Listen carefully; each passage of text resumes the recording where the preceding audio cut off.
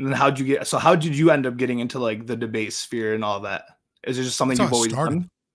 When I came into Twitch, I didn't come into Twitch to play games. And I don't mean that like I came in to kick ass. Yeah. I mean like I came in to like do politics and podcasts and So debates like and stuff. your goal is just to like find like-minded people and kind of just build a community that will agree with you or disagree with you or whatever it may be. I mean, I don't know that I'm necessarily looking for community. I mean, I do. I mean, I guess I am in a parasocial relationship kind of way. But no, I mean, my goal has always been to push libertarian philosophy and politics as much as I can, wherever I can, because I see this as 100 years war. I don't see like libertarianism as like the revolution. I don't see it as like, New Hampshire and the Free State Project are going to flip any day now. And like, we'll have a libertarian utopia. Like, no, I see this as like, I'm an abolitionist in the 1700s and no one's going to realize that slavery actually is wrong until the 1850s. And I just have to recognize that it's going to take people like me screaming into the void with very little support, and slowly but surely gaining support. And I think we are seeing that even in the last decade. I think we are seeing just the concept and the ideas of libertarianism becoming more mainstream and more people learning about it.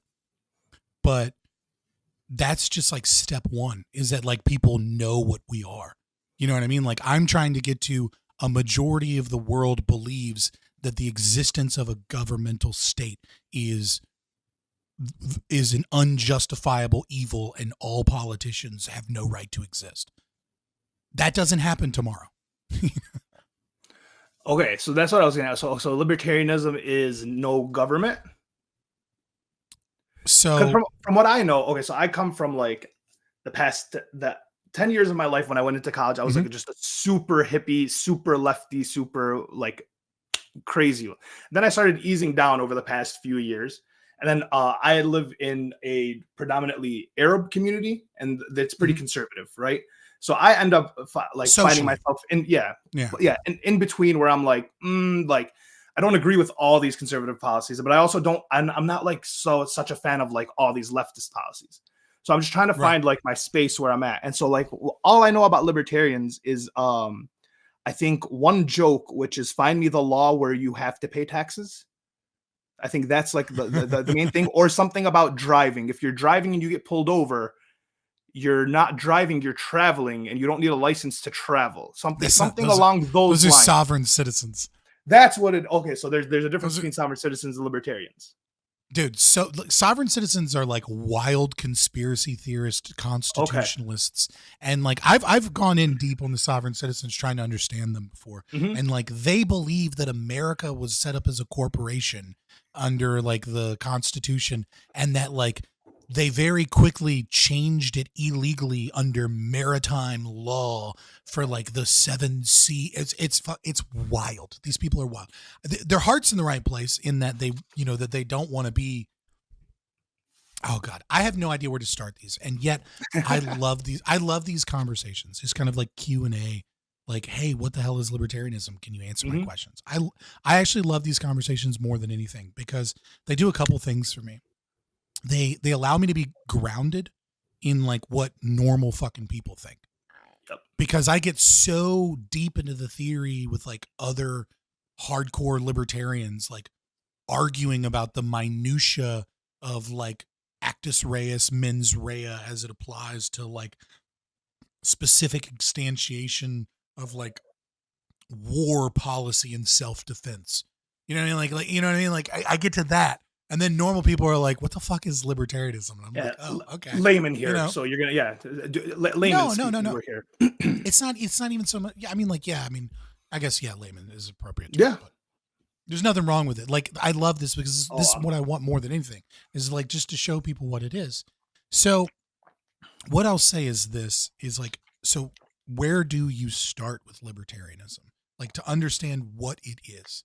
And so the way that you really have to start without getting too complicated, to the best of my ability, is you have to start with what is morals and what are ethics.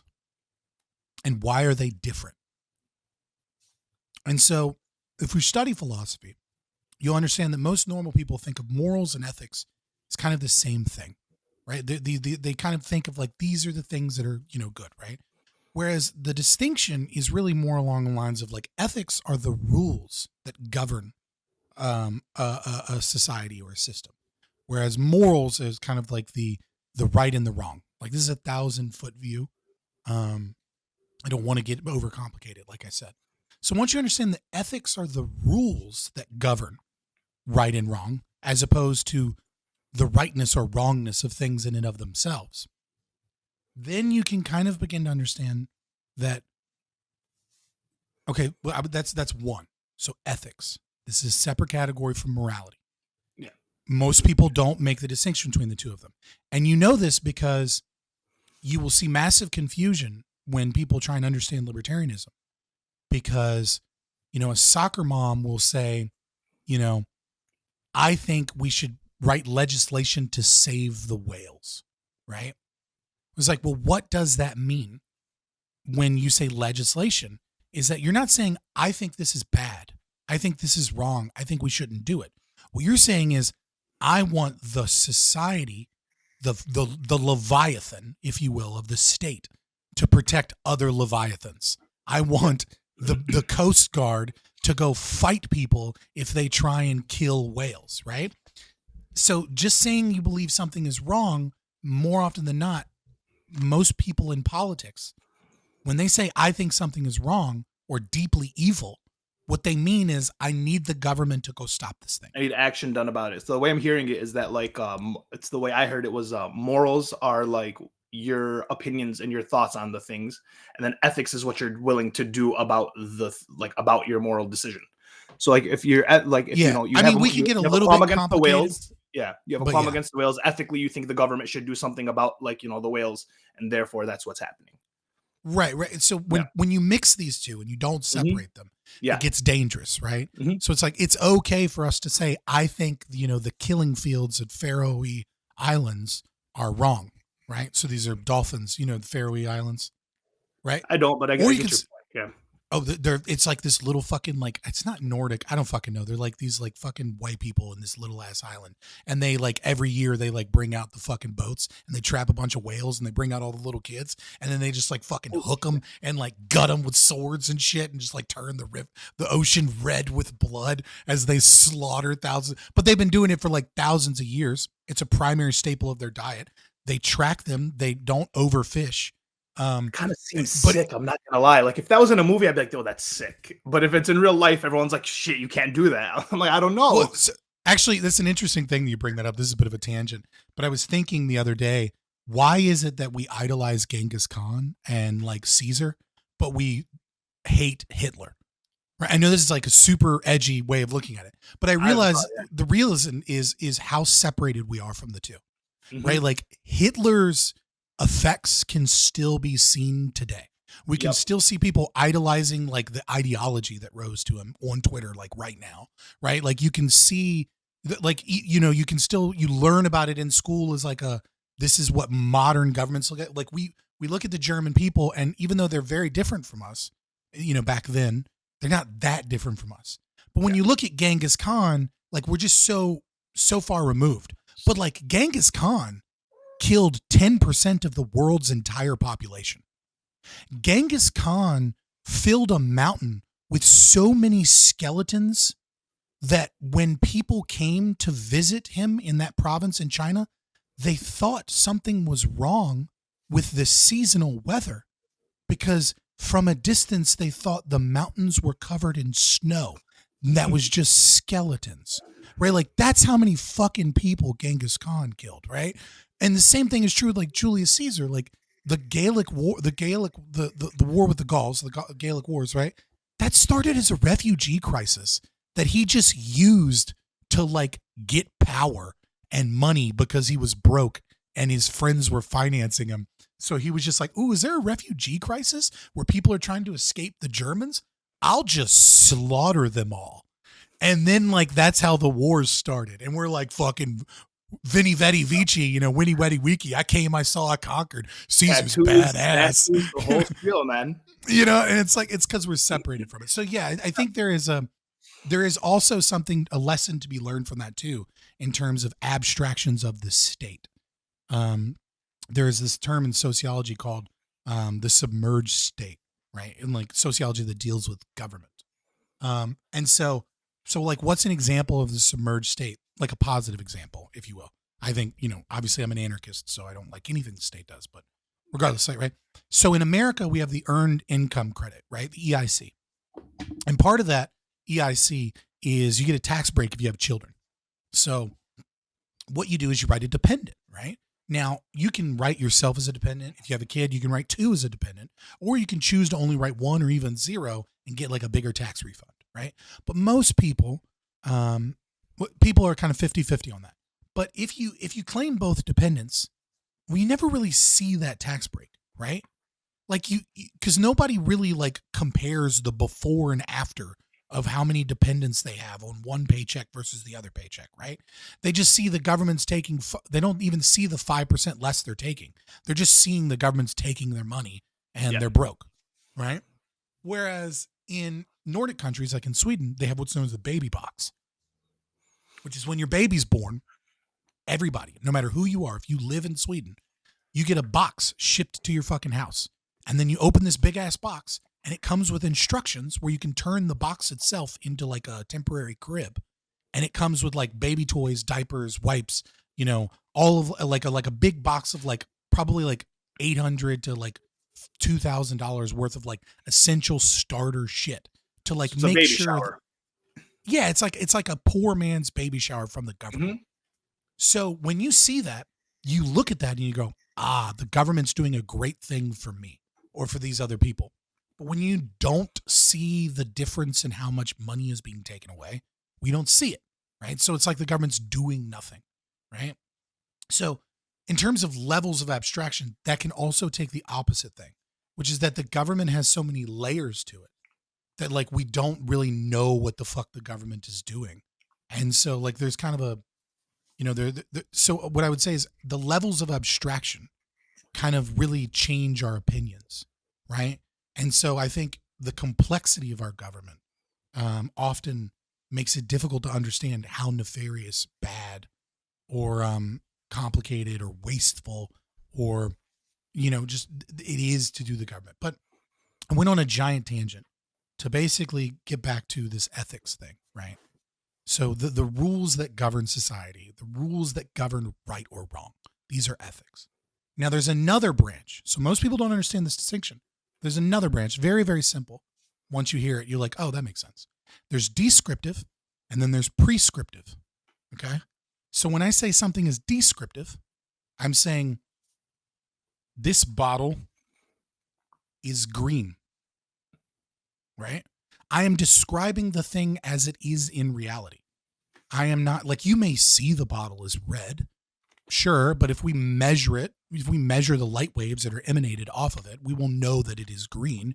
You might have some deficiency. Your truth or whatever might be that you see it in some other way, but in reality, it is green. You may call it something other than green, whatever, but you are describing the thing itself, right? Not to be like platonic, its essence or anything like that, but A equals A, right? And then there's prescriptive, which is to say, OnlyFans girls are whores, right? Yeah, you're giving it a prescription. Yeah, I'm giving it a value judgment that is kind of like a little bit subjective here. And they say it's wrong, right? And then also we take the prescriptive a step further and we say you can't do that. We're going to stop that. All right? So prescriptive can get we can get into the weeds, but it's not necessary for understanding libertarianism. I mean, it is eventually, right? But like, I can't put 20 years of books that you'd have to read into one conversation, right? So yeah. What I would say is what libertarianism actually is very different from what you see out in the world. Libertarianism is what libertarianism is at its core, as defined as set by Murray Rothbard, right, in America. You know, is a descriptive natural law philosophy. What is natural law? So natural law sounds like coming from nature or innate in nature. That's not what it actually means when you say it philosophically, right?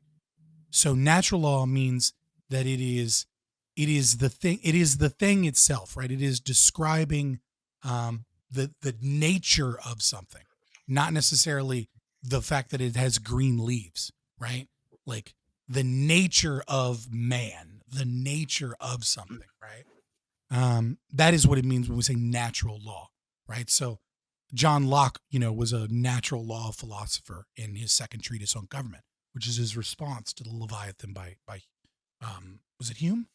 No, it wasn't Hume. Was it Hume? Fuck. I'm like forgetting basic philosophy. Oh my God.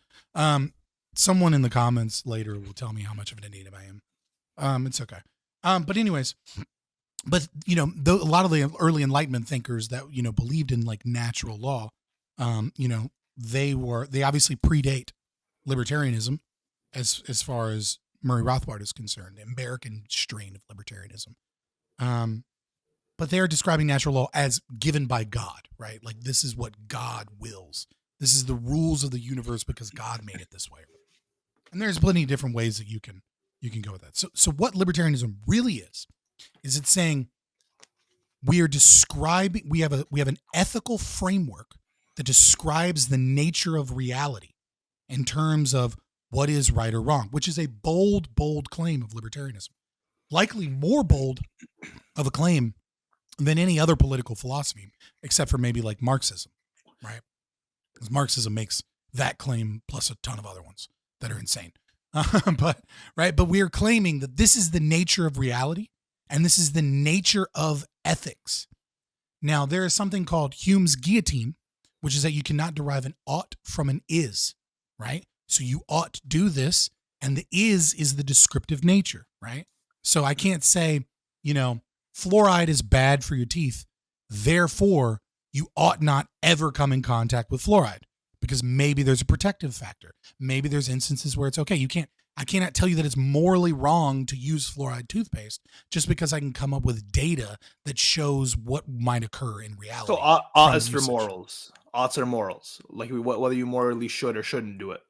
Yeah, so oughts and ought nots, right? Like you ought not kill, you ought kill. Yeah. In this instance, right? And so we disagree. We believe that through a lot of philosophy that like you and I probably won't get into today, which is fine. Yeah. Right. We believe that the non-aggression principle is logically speaking the only system that is inherently conflict reducing. So if I say I have an ought for how society ought be structured. These are the ways in which we ought structure and engage in things, right? And this is ethically right. Well, is it conflict reducing? It must be conflict reducing if it is an ethical framework. It can't be conflict inducing. It can't cause fights and cause moral wrongs, right?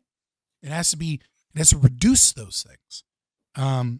And so libertarianism is in one point saying we believe that the non-aggression principle is objectively true. We use backings such as argumentation ethics and a few other things, which are really long-winded philosophical things that are, I think you might have heard some of me go through some of it with Prime Guys the other day. Mm-hmm. But like, it's a really long process that requires training in philosophy in general to really get it. Right. And most people today aren't, and it's no insult to people today. Like we have better shit to do. Right. Like there's cool, like, so our smart people are learning how to, build new computers. They're not learning how to, fucking not everyone's gonna be a philosopher around the campfire for 7 days. Yeah. So I can come up with, cognito ergo sum, I think therefore I am. You know what I mean? Like that's not what the smart people are doing. Doing Elon Musk type shit. They're making moves, which is good or bad, depending on how you look at it. So that's part one of libertarianism is the non-aggression principle. Part 2 and 3 is as such, and I'll be much briefer. Part 2 is very simple. What are the natural consequences of that? Because if something is objectively wrong, then it's no longer like a consequential analysis of like what reduces the most harm, right? Because if it's objectively wrong to do an action, right, to steal, to violate property rights, etc., that's objectively wrong, then there's no moral justification for it in any circumstance. To make a claim is to make a moral claim, it must be universal, right? I can't say stealing is wrong if I then later say stealing is okay, right? Yeah. It must always be wrong. And so when we say these private property violations, non-aggression principle, they are always wrong under all circumstances. You know, and the nature of the thing must change in order for it to not be wrong. Well, that has extreme consequences, because if taxation is theft, then taxation is wrong, and it is always wrong. And there's no acceptable reality anywhere where you can say it is okay to have taxes, which means a lot, right? You know what I mean? Like there's a lot of things that are, so that's part two. Yeah. Part three of libertarianism is Austrian economic theory. Now, this is probably the most controversial statement I'll make about libertarianism. I am a hardline libertarian. I'm not even your typical libertarian. There are a lot of what you might call, what Rothbard and, you know, Lou Rockwell would have called beltway libertarians, or later became known as pragmatists, which are, you know, minimal government, you know, what's his name? Lactoid. Lactoid is a beltway libertarian. He is a DC libertarian. He's like, oh, you know, I want limited government. I understand these things, blah, blah, blah. But like, I don't want to abolish the state because who's going to do something about China? Right. I would call that not a libertarian, but you know, that is what it is. So that sounds a little bit more like where I would tend to lean, is like, I wouldn't know what would happen. I don't know what without a state would even mean. That's kind of where, yeah, like, I mean, so the question really comes to how autistic do you want to take that, right? Because if you want to go super autistic, you don't need to know what it would look like. Because if you can know that it's objectively wrong to do a thing, you don't need to know what the alternative is. Because the alternative can't be, could have potential wrongs in it, but it must be better than the thing that you know is wrong, right? If A is always wrong and B is wrong 90% of the time, right? Then you have to choose B, because B is right 10% of the time, right? If those are the only alternatives, right? It's like we have to do B, and we have to search for whatever fucking alternative gets us to the right. That's the only path to right. So that's the super autistic way of looking at it. The less autistic way of looking at it is like, well, there's a ton of examples of like, in part, how libertarianism has looked in the world, right? Like it is a new thing, but it's no less founded than the founding fathers when they created the constitutional republic, right? Like they didn't come up with a constitutional republic out of thin air, right? I mean, it's basically Plato's work, and they had some philosophy. They had Enlightenment views that were against the church and against monarchies, but it was still a radical thing. There was no successful country they could point to other than like maybe Greece. But like Greece was very different from what they were pointing to, but they had some examples of similar it was just things. new at the time. It was new at the time for them. So yeah, but they had some examples, right? Yeah. Of like how these things could work. And so like, you know, Icelandic Tane system, you know, was a system of governance in terms of criminal law that worked in like, you know, in Iceland for hundreds of years. It's very, very similar to what we advocate for. You know, you could look at the Republic of Kospaya from 1440 to 1826, lasted almost 200 years longer than America has lasted, at least in terms of its founding, right? It collapsed by voting to be subsumed by Napoleonic states, right? They voted to end their society because they wanted the money. You know, obviously, like, you know, there are other successful anarchist communities, which are obviously different. You know, I mean, there's Tehran, Mexico right now. There's a population somewhere between like 10 to 20,000 people. You know, they're indigenismo, anarcho-mutualist, kind of anarcho-environmentalists, right? Like they're more center-left anarchists than like right-wing anarchists. But they are an anarchist community. that like governs themselves with a council of elders based off of religion. And you know, I mean, and what does Tehran, Mexico look like in the last 15 years? Well, they've more than tripled the average income of every person there. They've pushed out all of the illegal logging corporations that were destroying their land and poisoning their water. They've planted 3,000 hectares of forest. They haven't had a major violent crime since in the last decade. Some of that is because they banish people. Some of that is because when they find troubled youth, they give them guns and they have them patrol the woods with other people that do security. And then they have them go through group therapy sessions with the council of elders, which are like the leaders of their government of like 20,000 people are sitting down with troubled youth to like talk about family issues and things like that. That's what they do. And turns out when you do that, you get a fuck ton less drug addicts, rapists, and murderers, as opposed to like putting them in juvie and being like, oh, they'll get better. You know what I mean? Like, so there are positive things, you know, there are not so positive examples, failures, right? And we look to those and we learn from those, a lot of those, especially the more commie anarchist communities. But I know Oneida did pretty well. I would just say it would be hard to scale to like, how do you scale that to like the population of like America, right? Because it seems like you're kind of picking like smaller, like either like communities or like Iceland. I feel like is not that big of an like of a country, right? Well, so it's like also how would you end up times. Yeah. Oh, well, I mean, yeah. Well, actually, pre-feudal. So, like, okay, so then how would you scale that to something like modern time America? Yeah, I mean, so I would say like looking at Tehran, Mexico, right? Like having 10, 20,000 people is not a fucking, that's not like the like scalability already is like, that's a lot more than you would expect, especially from somebody from a community that's anarcho-mutualist, right? Which is that they don't have they don't have insurance companies. They don't have private property the way that they don't have a competition market. Like, so what we're advocating for libertarians, right, is a society, you know, it's like, we're advocating for 1,000 Liechtensteins, right? We're advocating for whatever system is most efficient and is most voluntarily done to succeed. What is it that people want, right? Like the idea that we have to, I always find this like a strange question. Well, how do we scale this? It's like, well, if I look at the state from a game theory perspective, it should be more like common sense would show you that the state is harder to scale than libertarian communities, because the state imposes its will against the people. And it says it has will because it has an election where like 51%. The people feel like they have that choice. So they chose to live. So I would say like the people choose to live in that state under that government, like whether it be like city, state, or like even federal. And then they're choosing to do that because they agree with those politics, or at least they think they do.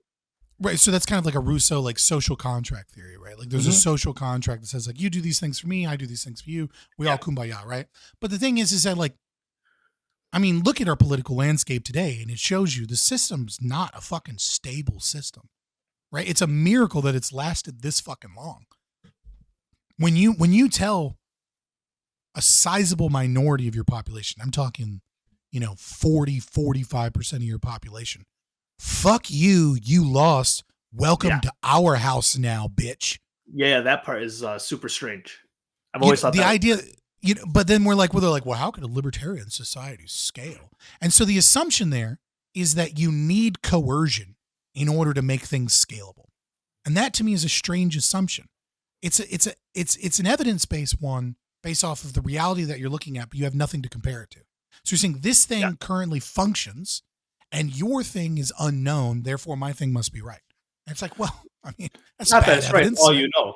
The devil that you know is better than the devil that you don't. Type right. Shit. A bird in the hand's worth more than two in the bush, right? Like I do agree that like functionalism is something that we ought default to when we don't know, right? I would say we know that it's objectively wrong and unjustifiable, but even still, from a consequentialist perspective, we can see the writing on the fucking walls. We can see all of the problems, and we can look at it from other evidence that says, like, when you just look at game theory, right? When you have, like, the real question is, does man have a yearning for freedom? And I would say that man I don't know that they have a yearning for freedom so much as they resent domination.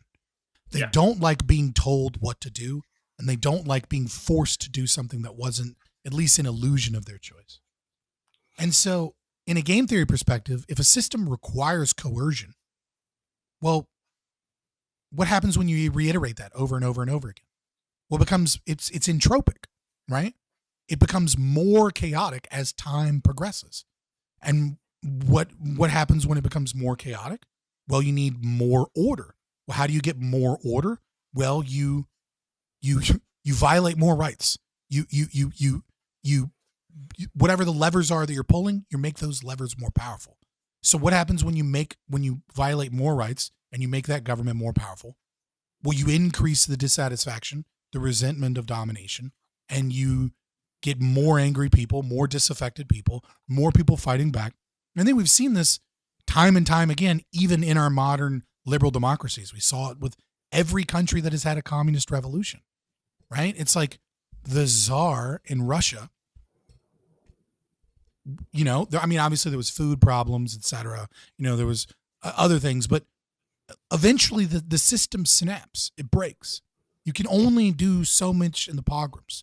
You can only do so much to the poor and, to other minority groups in Russia under the Tsar before those people start to look towards revolution, something else, right? And so I would say the evidence actually shows the opposite, which is that these systems aren't scalable, and that the more you scale them, the more dangerous they are. The thing is that humans just tend to look in a lifetime of a human lifespan. And sometimes these things are longer than a human lifespan. So I would say the scalability is really simple, right? What we advocate for is covenant communities and even things that look like microstates, right? If someone wants to buy a bunch of land and everyone wants to move there and they want to listen to what this guy's rules are and they want to set up a community, et cetera, that's fine. Like, we're not against governance. And what we're against is a monopoly on power and violence that maintains itself through that power and violence in establishing whatever rights and rules and regulations. And it stops the market, it stops free people from doing what it is that they want. And then it says it's justified because it wins a majority election in a system that is so fucking corrupt anyways. It's not like we're selecting candidates, right? Did anybody want Donald Trump versus Hillary Clinton? Like, was Donald Trump or Hillary Clinton anybody's favorite pick? Elections haven't even started and it's already just Trump versus Biden. It's like we don't even know any other candidates. It doesn't even matter. We know it's going to be Trump or Biden before anything even starts, which is, that's crazy. Or it might be DeSantis, you know what I mean? If enough states remove ballot access. Oh yeah, that part. And America but what is that, right? That is entropy. Donald Trump, that's exactly what I'm talking about. Donald Trump is an agent of chaos. Yeah. For good or for better or worse, right? Like, I'm not even making a moral judgment when I say he's an agent of chaos. Change is good and bad. Order is good and bad, right? Yeah. Tyrannical order is bad.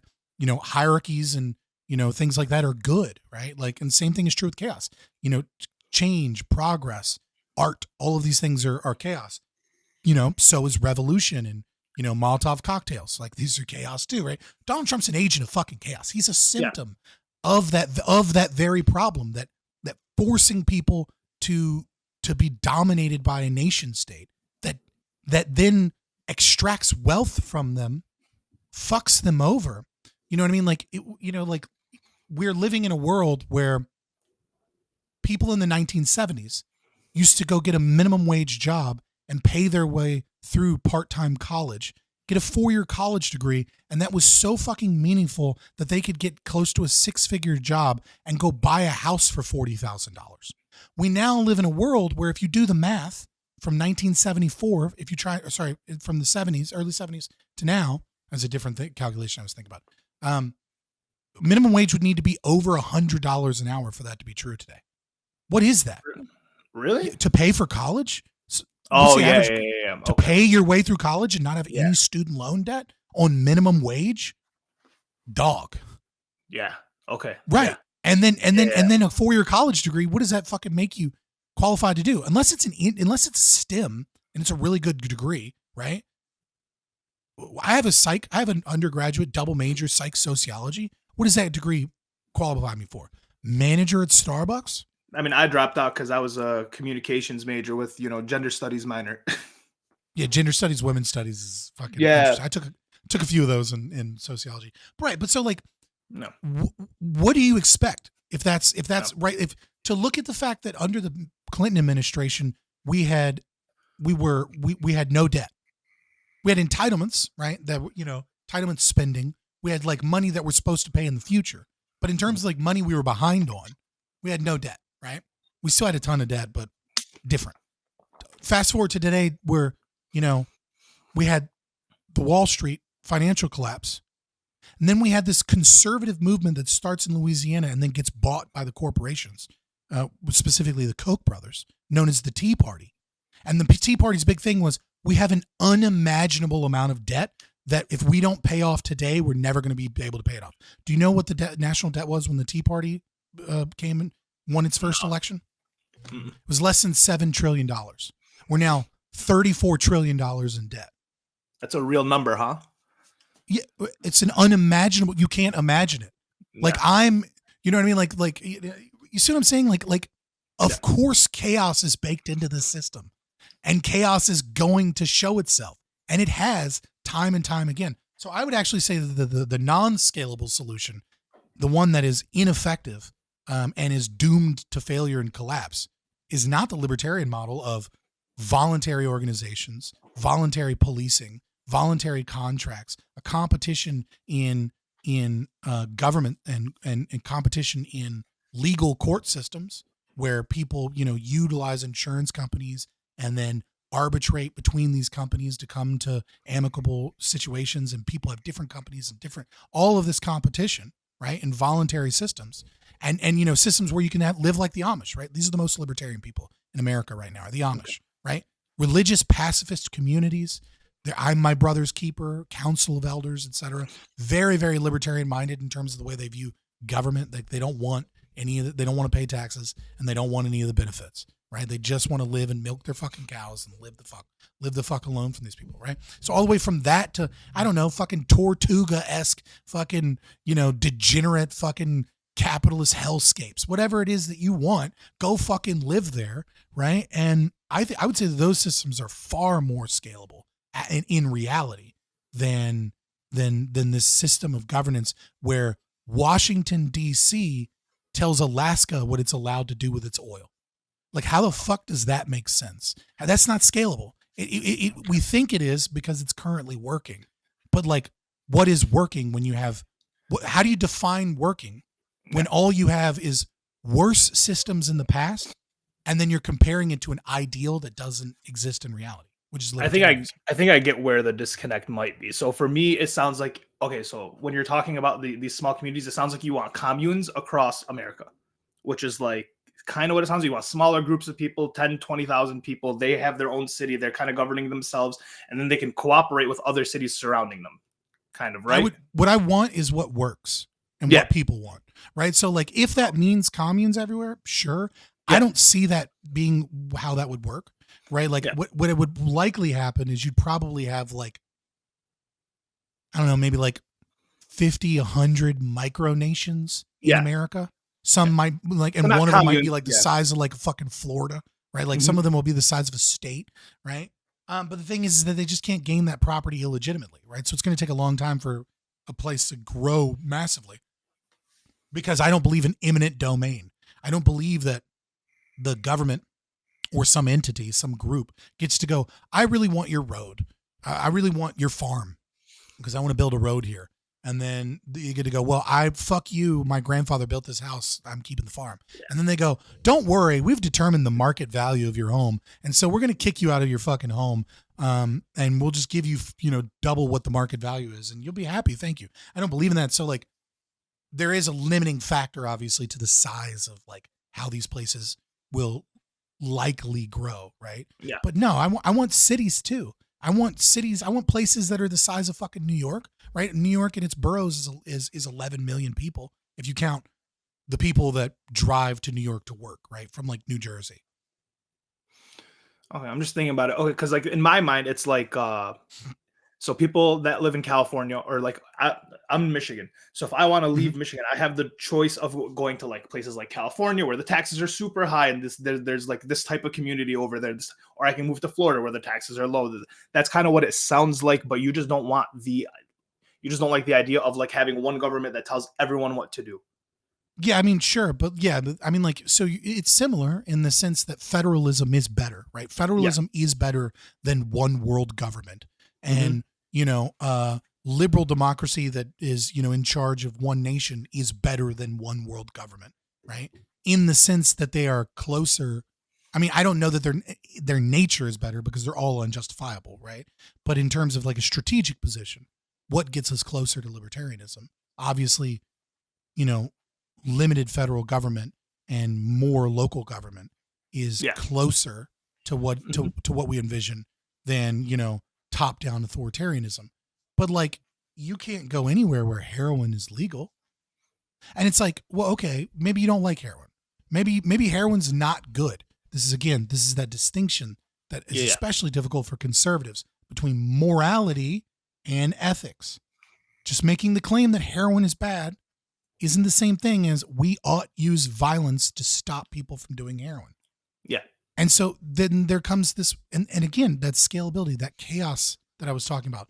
Well, what happens when you intend to impose your will against the heroin users? It's like, have we stopped drug addiction?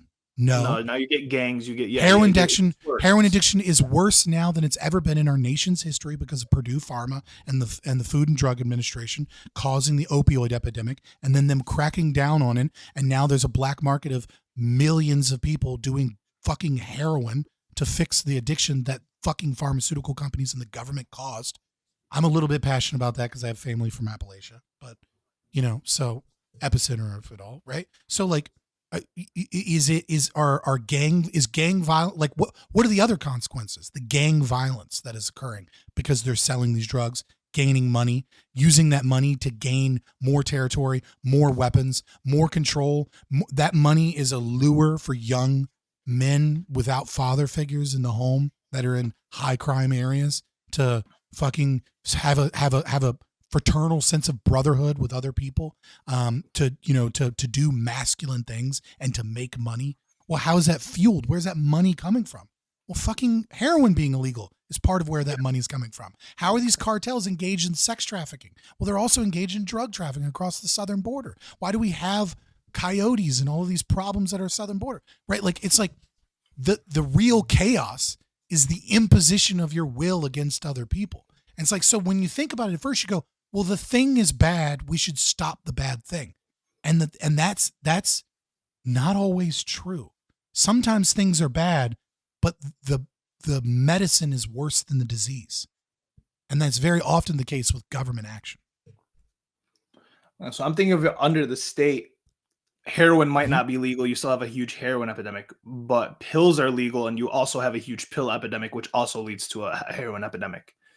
Yeah. And so like you're saying that people shouldn't fight against the pill companies because like, okay, so like no. What I'm saying is that the Food and Drug Administration and Purdue Pharma collectively, along with a bunch of other companies, along with the Department of Justice, let's not fucking mince it, right? Like, let's be real about it. When you go against pharmaceutical companies as a doctor, as a pharmacy, as a clinic, right? They fucking, and you do that, and then you get taken out of insurance networks, and then they utilize information that you have. And here's the dirty little secret. This is what insurance companies will do, is they'll pull you out of network because they don't like what you're doing because you're not playing the game that they want to play, which is the game pharmaceutical companies and insurance companies are doing. And then what they'll do is, well, they'll bill you if you bill them. So if you have a procedure or something that costs like $300, right?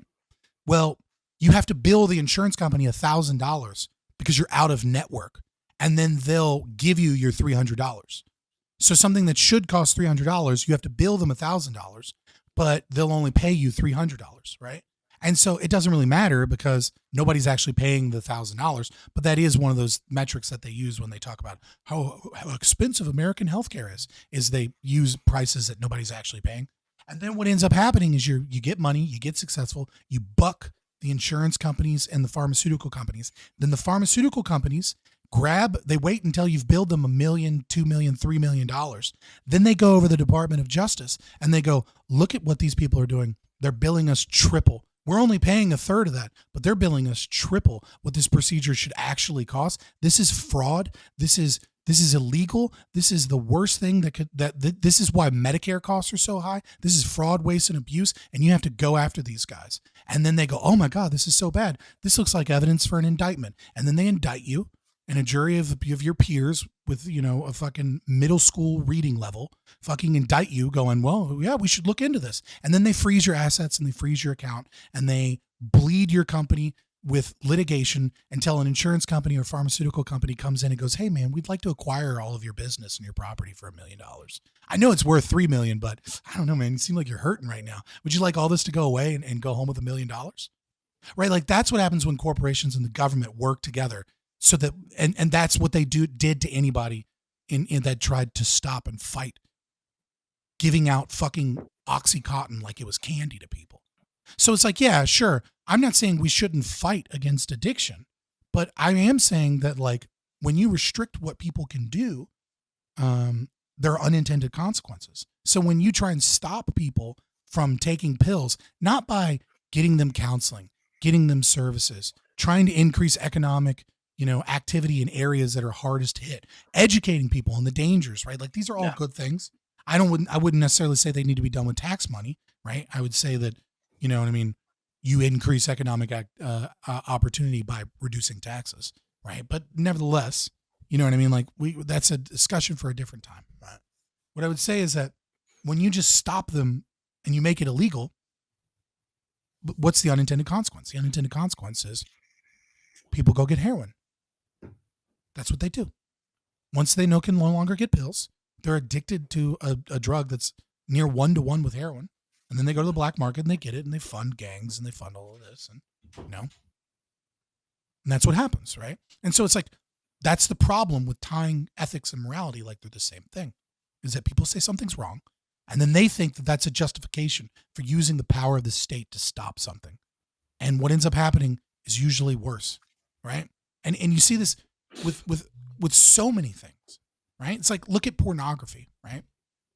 What happens if conservatives get their way in making pornography illegal, like completely illegal? There's just going to be a black market for porn, really. Right. And so what do you think is going to happen to the rates of, I don't know, child porn and sexual abuse of children? I mean, they haven't gone down even. Of course, it's going to fucking skyrocket. Yeah. Right, but that's one of the things you're hearing from the right constantly, and it's the same with the left. Like, the left does the same shit, right? Fucking like, and when I say the left, I mean all of them. The commie fucks, obviously, but even the well-meaning lefty liberals, right? That are like, oh, we need, sesame seed allergies are a problem. Sesame seed allergies are such a big problem. And, there are children at my school that have sesame seed allergies. We need to do something about it. Well, see, there used to be this thing in America up until 2020. Okay. Up until 2020, if your shit was made in a factory with sesame seeds, it would say, hey, product is made in the same factory, may contain sesame seeds. Well, because of fucking moms in Oregon and people like that, like fucking well-meaning, not in my backyard, NIMBY fucking, center-left Democrats fucking pushing the importance of allergies, the FDA said, well, if we find any fucking sesame seed in any product that does not say that the sesame seed is one of its ingredients, right? It's not a listed ingredient. We find any, we're going to sue the fuck out of you, right? Which is what they do for food allergens. Okay? Well, unintended consequences. See, there's a little problem. Sesame seeds are tiny as fuck. They get in everything. Get in right? Shit. Yeah. Right. So what the companies did is they just added sesame seeds to all of the food products that are made at a factory with sesame seed. And it's like the last ingredient. So now if you're allergic to sesame seeds, you can't eat shit. There's no bread for you to eat. There's nothing for you to eat in America because the FDA made it a rule. So now people that are allergic to sesame seeds can't fucking find food, right? It's like well-meaning shit often ends in just disaster and stupidity. Versus what would be the alternative? Those mothers would get together with their school system and to find a food producer that either doesn't have sesame or has it listed versus making it a legislation so that the state does that in total, right? Or just company, right? Like if there's a market for people that are deeply concerned about sesame seed addiction, right? Then there's a niche. There's a niche for a company to produce bread, grain products that don't have sesame. And they're like, dude, no. There's no accidental contaminant here. Like you pay an extra $1 for this loaf of bread, but this loaf of bread is gluten-free. It is sesame free. It is this free. It is this free. It is the fucking blandest of bland breads. This is a specific bread where we don't even allow sesames in this company, like in this building. There's no that does make a lot more sense than making a legislation making sesame, illegal. You can't have it. Yeah, okay, that makes sense. You have to have it listed in every single product. That does make a lot more sense. But the logic goes through to almost every government action, right? Even the things that we kind of all collectively are like, yeah, you shouldn't do that, right? Yeah. I mean, obviously there are exceptions, like and the exceptions are places where they have a monopoly. So they'll be like, because the next question is okay, well, what about murder? What about, what about these things, right? Yeah. Right. And the thing is that, well, you made it illegal for people to stop murder. You made it illegal for people to stop rapes. You made it illegal for us to do any of those things. Wait. So you don't really, there's a good Samaritan, kind of like a citizen, right? But I can't create a company that investigates, arrests, and jails child molesters.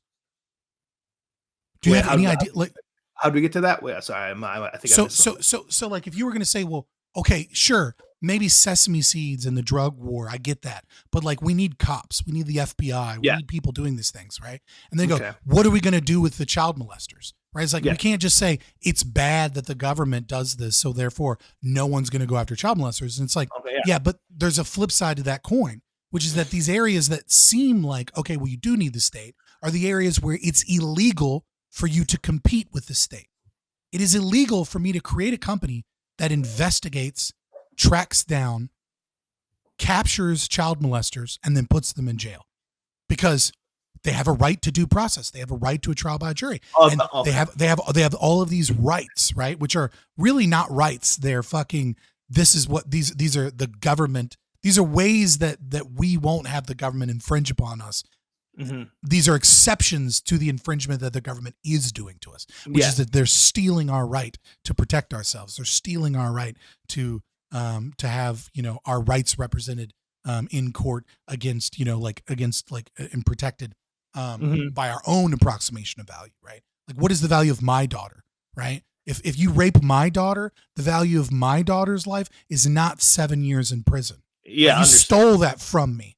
You stole from me the right to kill that motherfucker. That's my goddamn right as a parent, right? If you harm my daughter, right? Yeah. It's my right to take that revenge, to get to right those wrongs in the world. But we don't like it.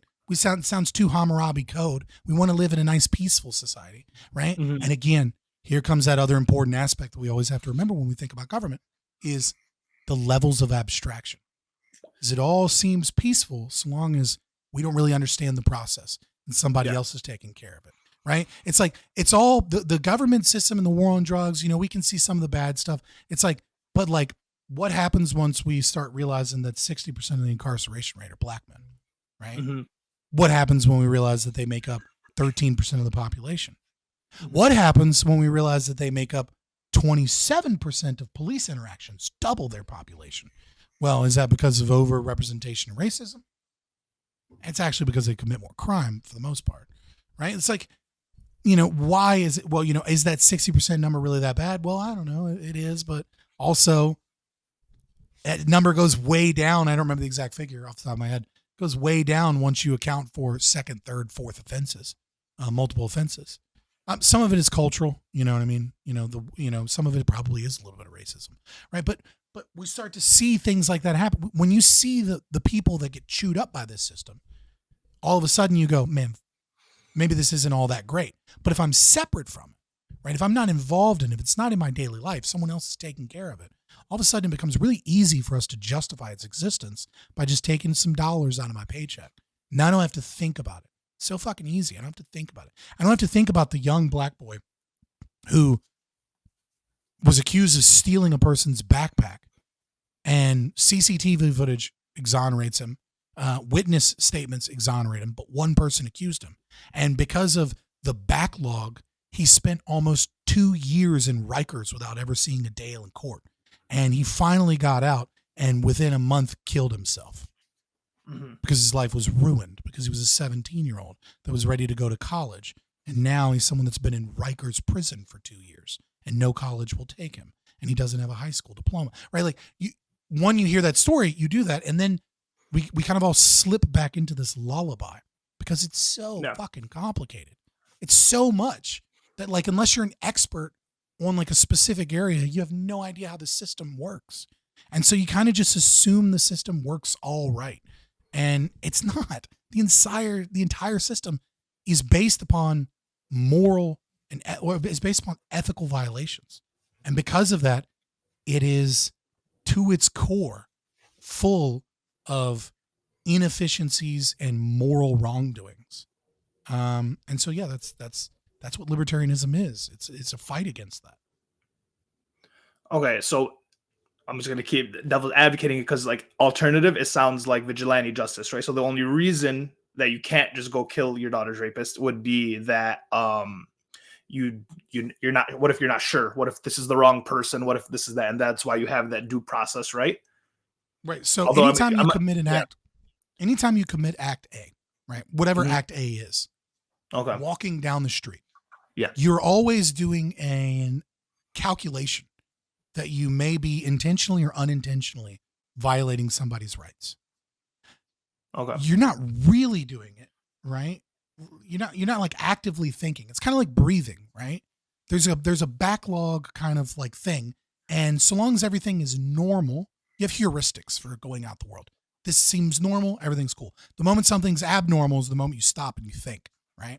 So, but when you get in your car, right, there's always a chance that you T-bone somebody and run a red light, right? Mm-hmm. There's always a chance that you commit manslaughter. Every time you get in that fucking car, there's a chance that like a little girl in a wheelchair fucking happens to go out in front of you and you're fucking texting on your phone. But that doesn't mean that, you know what I mean? And you're a murderer now. There's always that chance. Well, that heuristic is no different in terms of justice, right? Is that there's always a chance when you do justice that that occurs. So what you do is you do a rational calculation in your head about, you do a risk assessment. Everybody does this kind of passively to a certain extent, right? They don't do everything they can to take in every variable, but they kind of like make an assumption. So when you go to kill somebody, right? That's a real big risk because you kill the wrong person. Now it becomes Hatfields and McCoy, right? Are you aware of Hatfields and McCoy? Battle back and forth. Not specifically what they are, but I can understand. Yeah, exactly. You get it, right? You know, you killed the person. You're not going to kill. I get you get it, right? So you have to be damn well sure that you do that, that you do it right. You don't kill the wrong person, right? Now, if you do that, your life is forfeit under a libertarian system, right? But if the state does it, well, they lock the wrong person up in jail or they kill them. Well, they just do a couple $1 million. And where's that money coming from? It's coming from you. When the state puts someone in jail and punishes someone wrong, there's zero risk to anybody. Do judges get punished for it? No. Do the families of the people that accuse them get punished? Do the women who falsely accuse, I don't know, some random black dude in the 1970s of raping them and then come out 30 years later and be like, oh, fucking, I guess I got it wrong when DNA evidence exonerates? Do they go to jail? No. So the question is like, so when you're like, well, that just sounds like vigilante justice, dog, we live in a system far worse than vigilante justice. We're removed from it. And because we're removed from it, it doesn't seem that bad. It's normal. It's okay.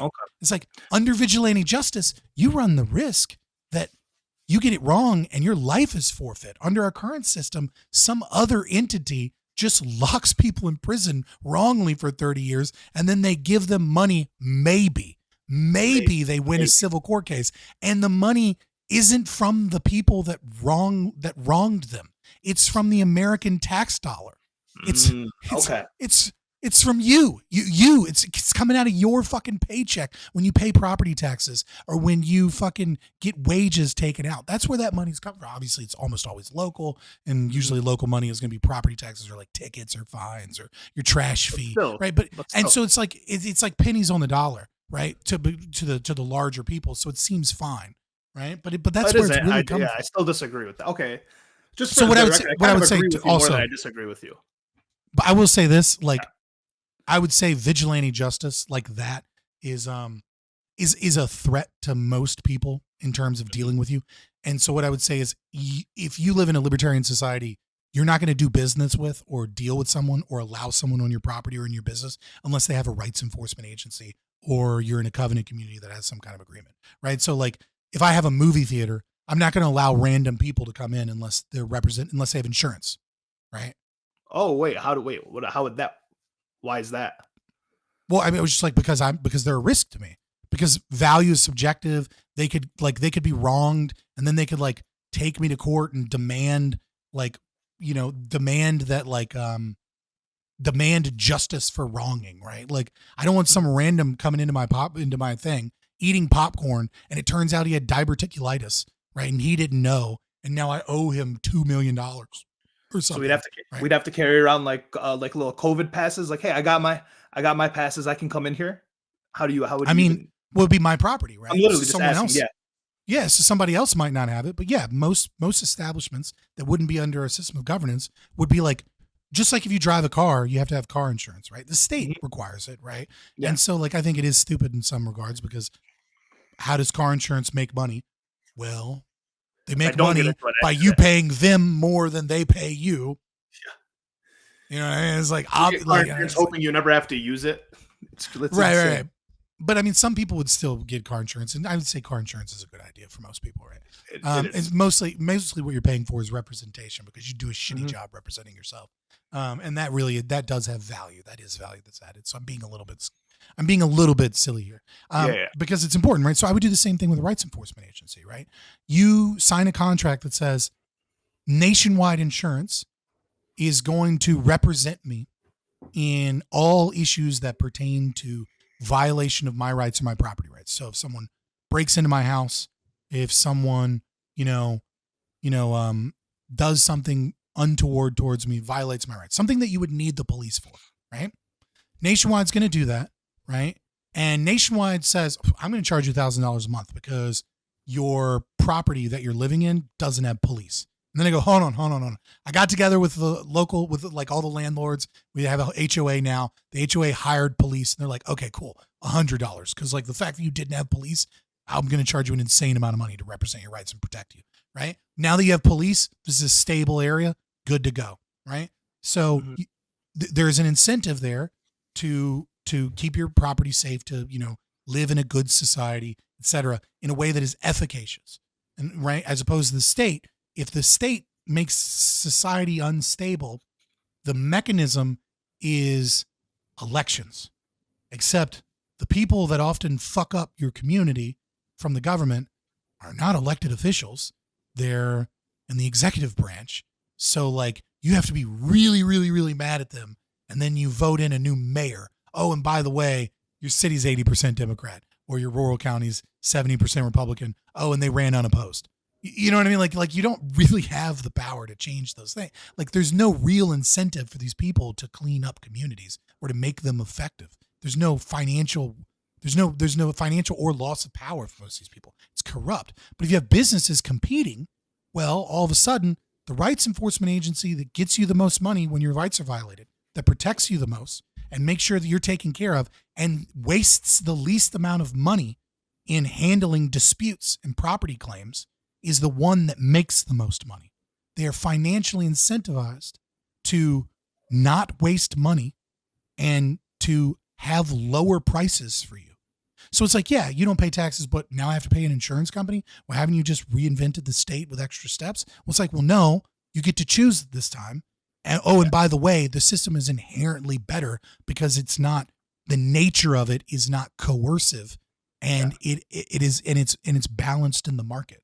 Right. So it's like, it's not like I'm not really asking for anything crazy. Right. Like what I'm really, I mean, I am asking for things that are crazy and they sound crazy, but it's like logically the things that people are saying, the arguments that you hear against it are like, it's like when you really think about it, it's like this system is just better. The problem is that the real problem is that everybody kind of has to agree for a system to work. If everyone walked outside tomorrow and said, fuck the United States government, I'm an anarchist and I refuse to pay my taxes, the government would collapse instantaneously almost. Yeah. Right? Like if every company was like, nope, we don't pay payroll taxes anymore. We don't agree. Right? The military has no funding. It loses all of its money. They lose supply almost immediately. Strategic patrol, like within a month or two, they have no financial means of supporting any institution that exists in the government. Right? Well, the same thing's kind of true of libertarianism. Right? Is that like, I can't institute this society unless people want this society. Yeah, they have to collectively want it. Yeah. Well, at least not everybody. You need a critical mass of people. I'm an anarchist. The government still exists. Why? Because there's a lot more of you people than there are of me. You know what I mean? That are cool with it. You know what I mean? A certain critical mass. But yeah, so it's like the same is true with libertarianism. That's why I'm not for, just like collapse. Like if I could collapse the state, I would.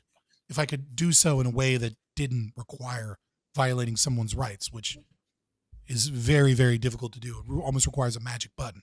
Right. And so it's like when I'm trying to figure out how to dissolve the state, I'm always keeping an eye towards spreading philosophy. Right. So it's like, give me the power tomorrow. Am I going to get rid of police? Probably not. I don't know that that's going to help or that's going to work. It's probably going to backfire. It's going to cause all other types of abuses because the state is like a web of shit, right? Like no one thing works by itself. So what would I do if I want private policing? Well, I'd make it legal. We'll just go with policing, right? Why does a small town in Arkansas have to have elected sheriff? Let the mayor hire a private company to be sheriff. There's nothing that, we'll just make that legal. Let a company come in and do the same thing that cops do as a private corporation that's there for profits and can be sued as a corporation.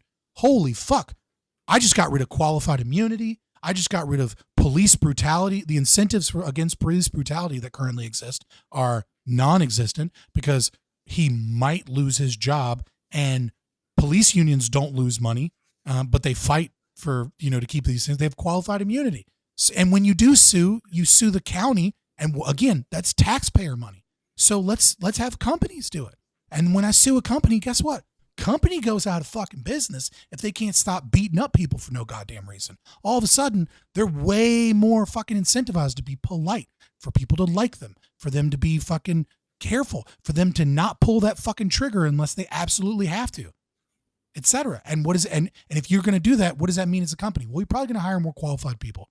You're not going to hire some fucking retarded cop that can't put two and two together if they're a financial fucking risk for you.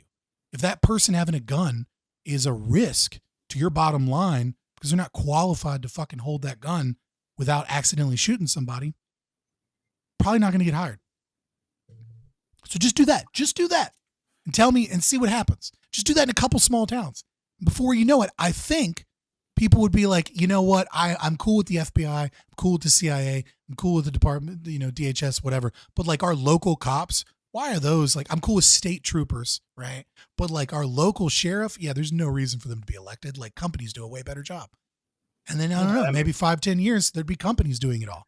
Private security. Sense. And then you're putting up a bunch of competition. It kind of sounds like the gay cake situation where the baker didn't want to make the gay cake and then everyone snapped. It's just like you could just go to a different bakery. You don't have to try to make legislation towards like. To be fair, that couple went to over 70 bakeries until they found someone that would. Yeah. That's kind of my point. Is like you made a big fuss. You wanted to make legislation towards it. I wouldn't have agreed towards the legislation towards it back then. I would have, as now when I'm a little bit less hippy dippy. But it just makes less sense to make legislation towards people who don't want to make a gay cake. There's probably a bunch of other bakers who will do it. Like, just don't support them. Well, it's called lawfare, right? It's like lawfare. What's called lawfare? Lawfare is when you fight battles through the legal system, as opposed to trying to get laws changed. You just sue people and you try and force legislation, try and force laws to change via that, right? Because state Supreme Courts set precedent, right? And then appellate courts can set, not really, but the Supreme Court absolutely does, right? So when the Supreme Court says, this is the way it is, right? It just is that way, right? Like they basically, they have the Supreme Court has more power than any other institution in the United States government. And they kind of also have no power because they have no enforcement mechanism, right?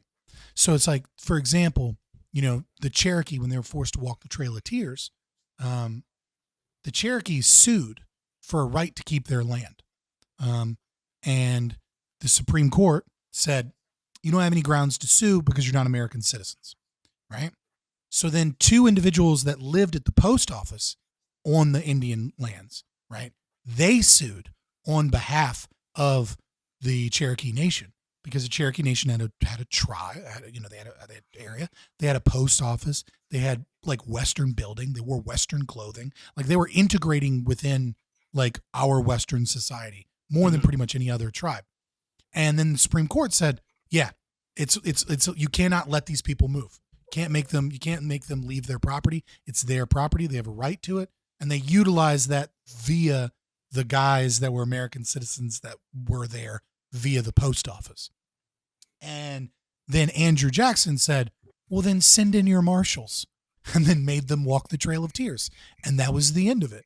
Like the president called the bluff, and then the Congress and the Senate were like, what are you going to do about it, bitch? They were all in agreement. So like, we just kind of violated, like they didn't give a fuck. So then we made the Native Americans walk the Trail of Tears, and then we turned northern Georgia into, good old cotton picking land, and people live there and have houses and shit. And like, there's no greater example of like clear rights violations and like full blown infringement of the Constitution than just straight up denying, the Supreme Court. So the Supreme Court has no enforcement mechanism.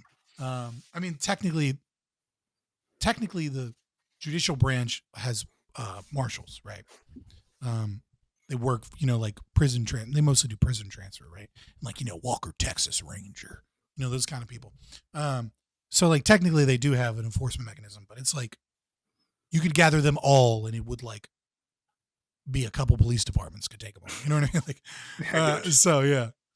So, but really they have the most power, right? So if you want to get something changed, if you think you can win a Supreme Court case and you can get it to the Supreme Court, that's often way stronger than trying to get a law passed. Okay.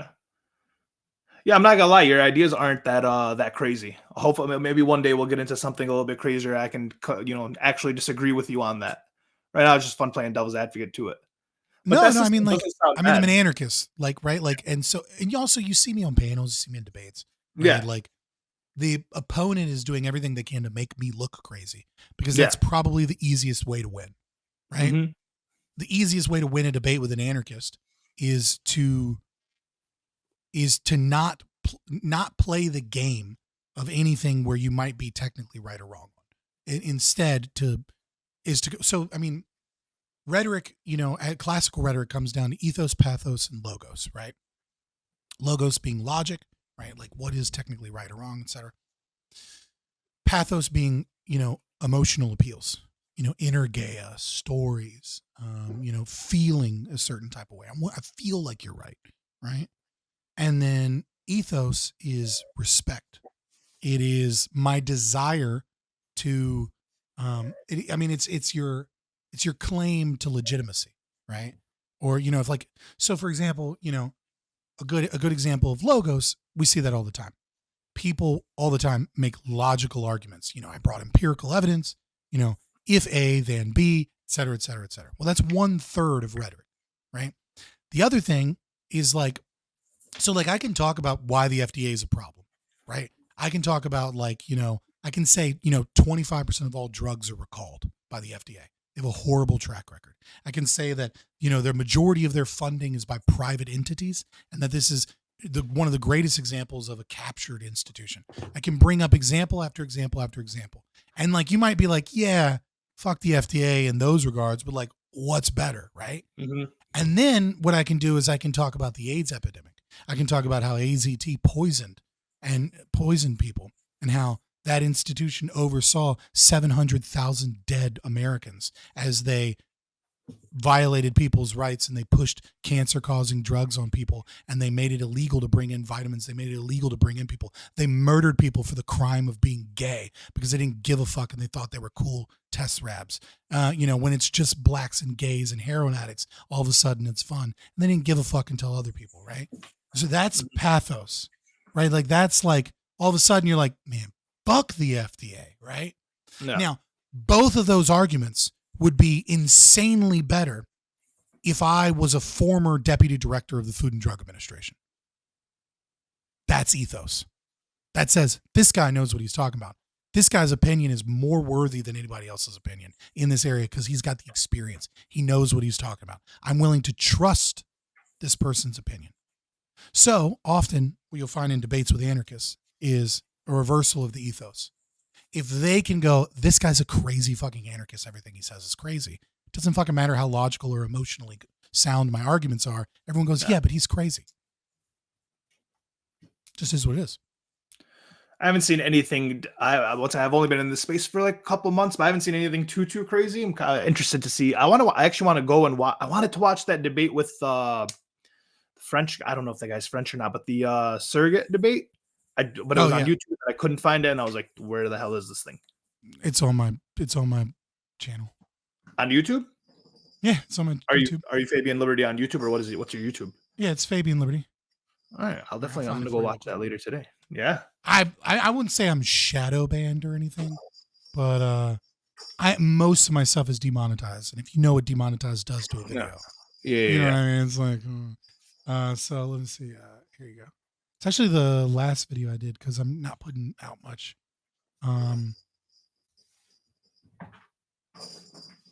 Bitch, I just find you. Stop fucking trying to grok me, motherfucker. Grok is add a destination to post comments. Oh, it's private chat. Okay, there you go. It's in the Streamlabs chat. The direct link to that debate. All right, cool. Hell yeah, I'm gonna open that up for later. Yeah, it's fun. And to anyone watching on YouTube, go check out that debate. It's that one's gonna be interesting. What was like the premise of the debate? He's saying surrogacy is bad. Oh god! So he's another libertarian.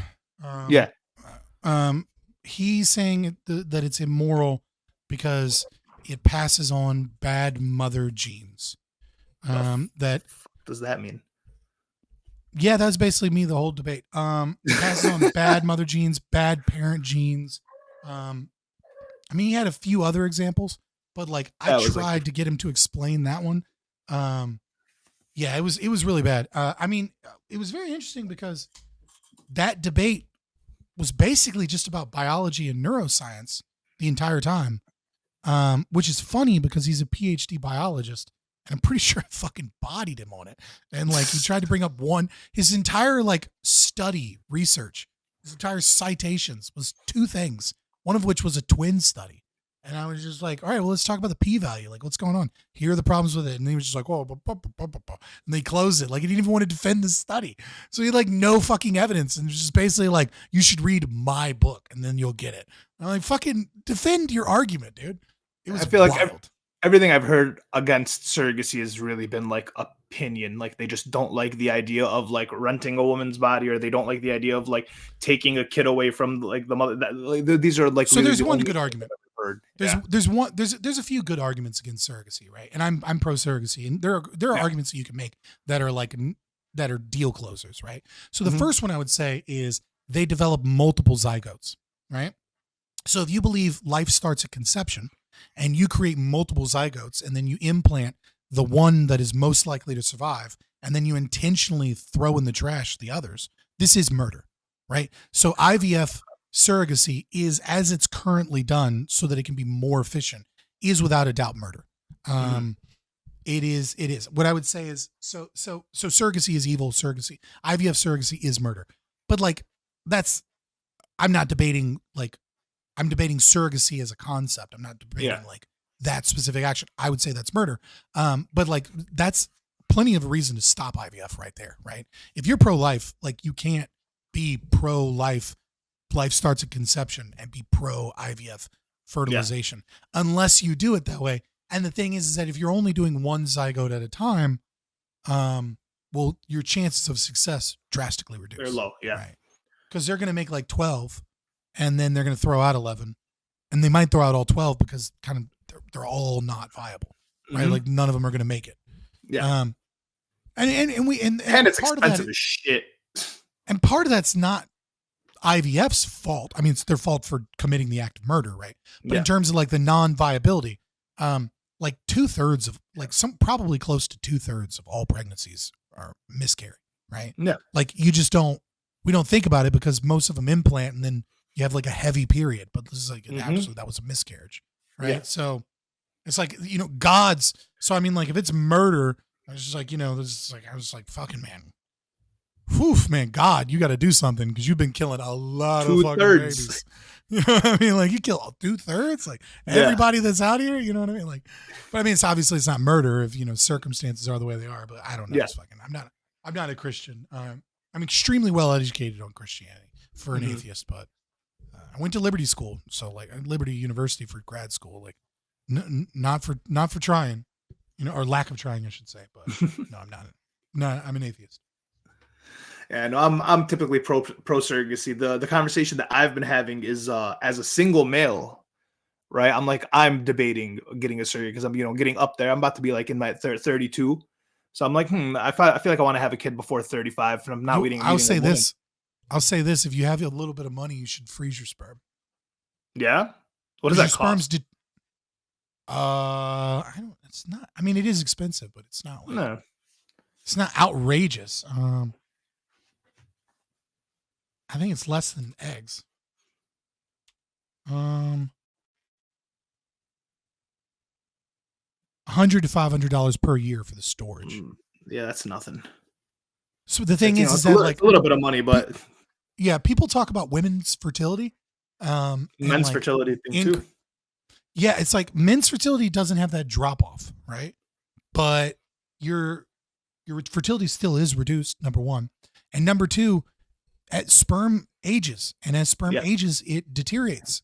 We don't really know all of the science behind it, but we do know that it does, and we know that like probably the biggest factor for like, let's say autism, for example, is people waiting to have children. The age of women getting pregnant, as well as the age of sperm, is probably the most likely cause of increase in ADHD and autism.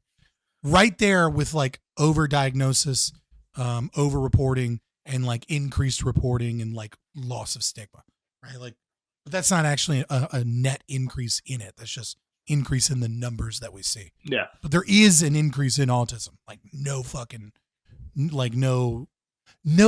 for real. The autism thing, something I've noticed with the autism thing. Have you realized that it's like 90% of guys have autism? And then if they have something, right? And then 90% of girls have BPD, and it doesn't seem that like a lot of guys have BPD, and it doesn't seem like a lot of girls have autism. Is that something you've noticed, or is that something that I'm just like kind of coming up with? So you're right, and you're so first of all, technically you're just right. It's not 90%. I know. I'm just yeah. Like, yeah. So you are right. Research is pretty clear that like well, so the autism thing, maybe not, right? Yeah. It seems like autism is a little bit easier to diagnose in guys. And so because autism is a spectrum, what the fuck does that even mean? Right? Like we haven't found the autism gene, right? Yeah. So what we're doing is, what we're doing with most psychopathology is grouping behaviors together, and symptoms together and outcomes together. And then also we're kind of doing like guinea pig pharmacological, kind of guesswork where we go, fucking, what's Wellbutrin do? And then we throw it to people and we go, oh, the people that we put in this group seems like that works. People we put in this group seems like it makes them stab people. So like, don't give it to that group. Right. And then also that becomes more evidence that like the people, it makes it easier for us to figure out what that group is. Right. Because we don't always understand what's going on in the brain. And so sometimes we throw things at it off of like a little bit, and then that helps us get a better idea of what's going on in the brain, right? There's not a whole lot of things pharmacologically that there's like nothing really that we've seen that works for autism, right? Yeah. Other than things that like just increase brain activity, right? And so everything that we do is mostly therapeutic, psychotherapy, applied behavioral analysis, things like that, right? So ABA therapy, right? So it seems like it's a little bit easier to diagnose in boys. It does seem to be a little bit more prevalent in boys, and it seems to just be different in boys and girls. So the way that they express their autism also seems to be different.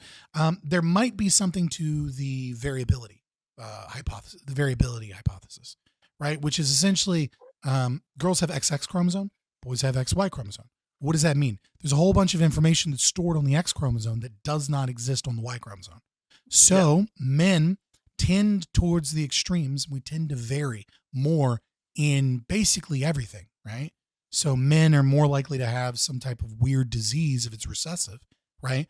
Because they only need it from whomever is donating they only need it from the mother's X chromosome, right? Whereas if it's a recessive trait in women, you need it from mom and dad, right?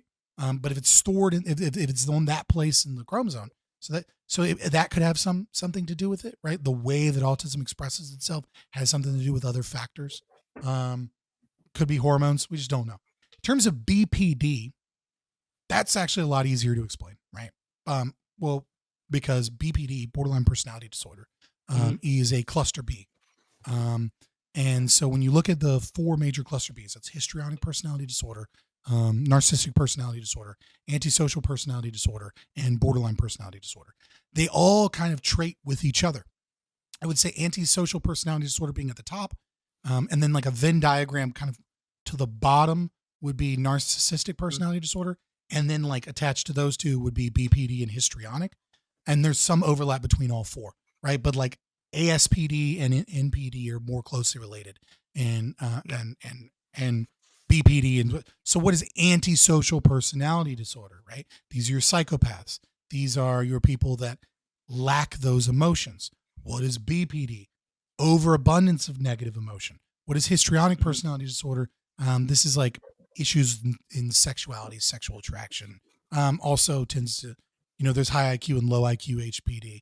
It's different. So when you understand that women in general tend to have higher negative emotion, personality trait, neuroticism, when given cluster, when developing because of traumatic experiences in life and potential genetic vulnerabilities, a cluster B disorder, you're going to see women more likely to gravitate towards BPD.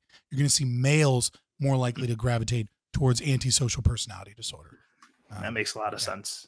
That's just something you forgot when you were talking to Libertarian that you were talking to someone whose primary focus was in psychology and psychotherapy. Is that what I thought? It was philosophy. I don't know why. I heard in the prime, I feel like I heard philosophy. I don't know why. No, I went to grad school for counseling, to be a counselor. That's awesome, man. Do you like, what do you do? Do you say that, or do you just like, are you kind of private online? Oh, no, I don't, I'm not a counselor. I'm not licensed. Oh, okay. That's just what I went to grad school for. Oh, okay. Oh, nice. Yeah. Like I'm not a registered clinician. I'm not like an LPCC or anything like that. Like that's just what I studied in grad school. That's awesome. Okay. Like I don't like them. Yeah. I happen to have read a lot of research, read a lot of things. I was about to say, man, gotten the formal education, you know what I mean? And then dug into the research pretty heavily, right? Like, yeah, man, you're pretty serious, pretty smart guy, man. You were a pretty smart guy. This conversation is really interesting. Yeah, I mean, I love these conversations. I mean, I know this is kind of like podcasty or whatever, towards the end here, but I love these conversations because, I mean, that's really the stage that we're at and where I'm at with anarchism is that, throughout history, there have been left-wing anarchists and right-wing anarchists. Mm-hmm. And right-wing anarchists throughout history have attempted to teach and educate and push. And the left-wing anarchists have used fucking violence to try and achieve their goals. And it has bitten us in the ass from the very beginning. Right? Proudhon, the father of like anarchism in terms of, inventing it. I have a quote behind me here: "Property is liberty." Yeah. But he wrote the property is theft book. I just like to do that to troll left wing anarchists. It's like a little wink, wink, nudge, nudge to like the few people that get it. But from the very beginning, Proudhon's understudy, Chaudet was murdered by the left wing anarchists in the First International. The same thing happened with Benjamin Tucker in America. Is Herr Moos and the fucking German anarchists come over here, and what do? Throw fucking dynamite at cops for wildcat protests, and all of a sudden, all the anarchists are getting rounded up and thrown in jail. And so it is an interesting fight, and I'm glad that libertarianism has made a name for itself now, far enough away that when I say I'm an anarchist, people go, "What the fuck, lefty fucking commie fucks?" And go, "No, that's what libertarianism is." And they're like, "Oh, okay." Like, I'm glad that we can be something else now, and that we can educate, and No, that's awesome. That's really good. And honestly, I'd love to have another conversation another time. Give me a book that you would recommend I read to like kind of learn a little bit about this. What do you think is the best book? And mind you, the last time I read a book was Russell Brand's Revolution. So this is where I'm at in terms of my readings. Okay. So trying to think of the best book. I would say if you're a normie, short, easy read is Anatomy of the State by Murray Rothbard. It's got some outdated stuff in it, right? Like I would say that, I won't say outdated, maybe not. Anatomy of the State by Murray Rothbard. That is the guy that coined anarcho-capitalism as a term, right? He's the inventor of it. He is the GOAT, if you will. And it's a very short book, and it's meant to be an introduction, right? If you're looking for something fun to read that isn't necessarily like about anarchism per se, but might give you like a fun worldview to kind of begin thinking like libertarians, there is I want to get the title right. So there is a book by Hans Hermann Hoppe, who is, he's one of the big three, like MRH, right? Murray Rothbard, Mises, Rothbard, and Hoppe. A Short History of Man, Progress and Decline. So A Short History of Man. All right, cool. Hell yeah. And you can get that one, both of those you should be able to get for free if you Google them. And you'll see them on Mises Institute's website. If I look for A Short History of Man, also I'm pretty sure I know for a fact it's on Audible. I just don't remember how much it is. And then the book's $10. I'm not really too opposed to buying I like having the actual. Some people, they do a lot of audiobooks, and I don't know, like some people just have Audible credits that they have saved. But A Short History of Man, A Short History of Man is only 132 pages. And like, and it's really just kind of like it's just kind of like the libertarian worldview of looking at the history of the world. So it's not per se about present stuff, but it's just like, let's describe what happened and he starts with cavemen. So the beginning is rough because I would say he spends a little too much time on like Paleolithic cave. It's like, bro, get to it, right? But once he gets out of that, it starts to get like really interesting. It's like interesting to see, and it's weaving like kind of he's a conservative, right? So it's a conservative, libertarian, and Austrian economic kind of all in one look. Be like, oh, this is how these people see the world. I think that's a cool way of looking at it. And then if you want to continue even more, right? And you're really interested in reading something cool, Democracy, the God That Failed by Hoppe. It's a crazy book, but basically the entire premise of the book is, here's why monarchies are better than liberal democracies, and why liberal democracy was one of the worst things we could do, and we should have kept the monarchies. But obviously anarchism's better. And it's a lot, and that's the one that you'll see like fucking like alt-right fucking like the Jews people on Twitter. It's like they've read one libertarian book and it's that one because they're all fucking monarchists. And they're like, yes, the king, it's based. And it's like, oh my God, you didn't understand the point of that fucking book, but whatever. That's a fire title. I'm not gonna lie. Definitely the past two, the history, a short history of progress. What, a short history of man? What the hell did I type? Progress and decline. Yeah. Yeah, Jesus. And then Hoppe's a good writer. Murray Rothbard, in my opinion, is not a great writer, but people can get mad at me all they want. Mises is worse. People can get real mad at me. Fucking, he's a genius. Blah blah blah. No, it's super hard to read. Fuck all of you. Hoppe's a great writer. And so I think his books are just a lot easier to read. Like, it's like, I don't understand why you would read Man, Economy, and State. This is mostly to Chad, not to you, really. Yeah. to the people in the comments. I don't understand why in the fuck you would read Man, Economy, and State versus, oh fuck. Now I can't think of Socialism and Capitalism title. Oh my God. A Theory of Socialism and Capitalism. Sorry. Like, why you, like, if you had to read one or the other, no one in their right mind would read Mises over Hoppe in that regard. Like, if you could only read one. Is it just because one's harder to read than the other? No, it's because Mises is the greatest economic mind to exist in human history as far as libertarians are concerned. And I would say is probably true. It's fucking genius. Okay. But not an easy read. That like, makes sense. Dude's like basically expects you to, like, when you read him, it's like he's writing to an academic audience, like a scientific textbook, right? Like a philosophical treatise of economics. Oh, and by the way, he's just assuming that you've read all of like the important fucking economic things that existed in the last 300 years. Because you like read it and you're like, what the fuck does that even mean? I got to go Google that. Hey, niche I'm audience. not afraid to say that. Like, people, I see so many libertarians lying through their fucking teeth. I've only read half of it. I see so many people like, you have, oh, of course I've read it. Shut the fuck up. No, you haven't. I'm smarter than you, and there's a hard fucking read. Like, people, I see so many people. I've listened to it all on audiobook, but like reading it, I can't get through it. I get like halfway through and I'm like, fuck, what is happening? My brain hurts so bad trying to get through this. I'm glad you didn't recommend that, because I would have got through like the first few pages and be like, no. It's the same with Marx, right? Like, Marx was a horrible fucking author. But it's like, it's important to read Marx, but it's like, but like Engels is so much easier to read, right? Like, Scientific Utopia, is that what it's called? Fucking Engels. What is that book called? Socialism, Utopian, and Scientific, right? Like, that's an interesting fucking read.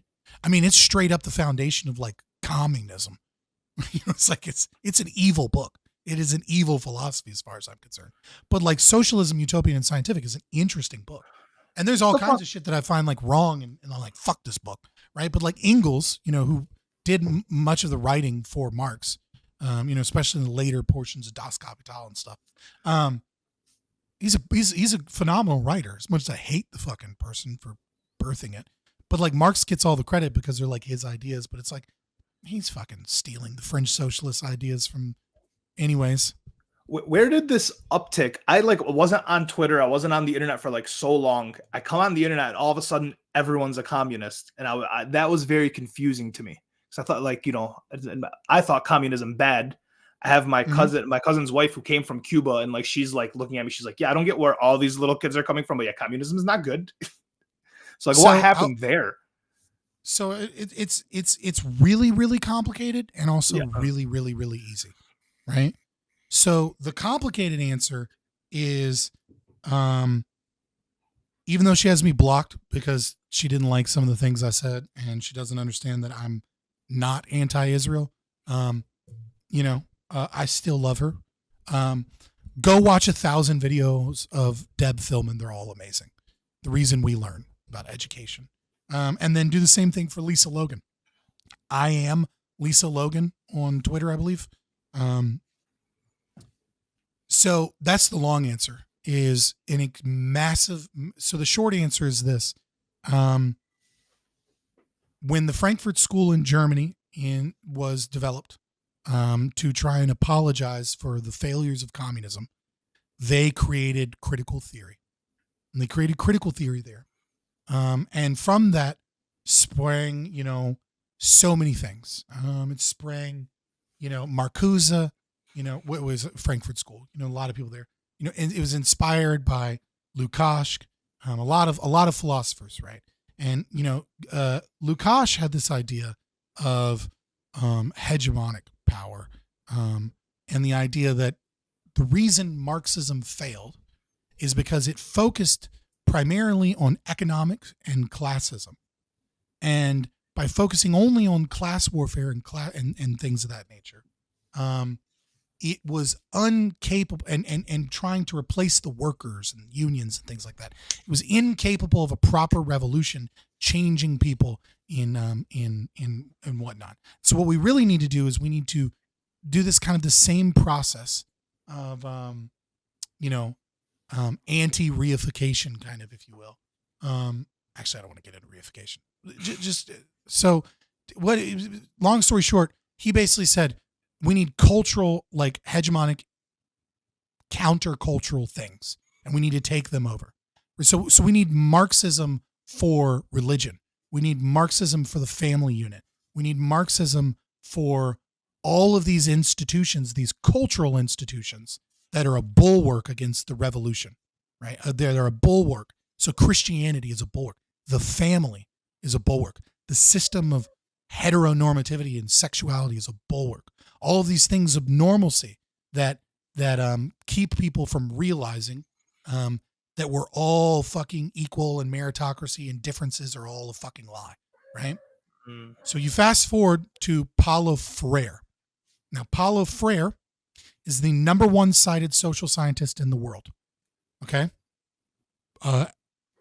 Pedagogy of the Oppressed. If we go to Google Scholar right now, I'm actually going to pull this up for you.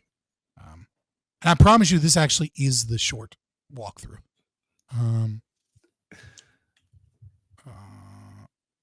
Where is it? Why is this? Oh, here we go. Okay, so Google. Let's go to Google Scholar. Right. And we go to Paulo. Yeah, there we go. Paulo Freire. So here we go. So Paulo Freire. So Paulo Freire has, in his lifetime, since he's published, 544,684,000 citations. Okay.